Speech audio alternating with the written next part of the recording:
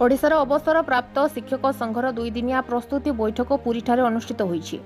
पुरी चक्र तीर्थ road youth hotel परिसर में ओडिशा अवसर प्राप्त शिक्षक संघर राज्य साधारण संपादक विश्वनाथ बेहेरा अध्यक्षतार विभिन्न दाबी विषय में मुख्यमंत्री मोहन चरण माझी दृष्टिगोचर करने निमंते राज्यर समस्त अवसर प्राप्त शिक्षक शिक्षयित्री मानकु नहीं एक स्वतंत्र प्रस्तुति बैठक अनुष्ठित हो जाइछि।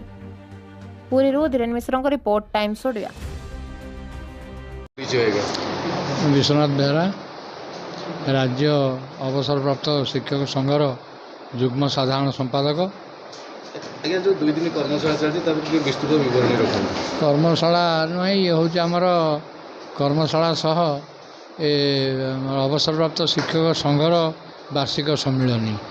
ये वार्षिक सम्मिलनी रे राज्यर विभिन्न जिलूर प्रतिनिधि मान आज उपस्थित अच्छा एवं अवसर प्राप्त शिक्षक कर्मचारी मानकर विभिन्न दाबी उपरे आलोचना करागला एवं एथिरे अवसर प्राप्त शिक्षक कर्मचारी मानक जहाँ सब दाबी आमर प्रथम हूँ चिकित्सा भत्ता एवं द्वितीय कथा हूँ वर्धित पेंशन 65 वर्ष 5%, 70 वर्ष 10%, 75 15% एवं 80 20% यथाविधि देवाई दाबी कर एवं तृतीय कथा हूँ जे आमर कम्यूटेड पेंशनटा जो अच्छे 15 वर्ष जो रिकवरी होची 15 वर्ष परिवर्ते 12 वर्ष करने सरकार को पाखे दाबी उपस्थापन कराई।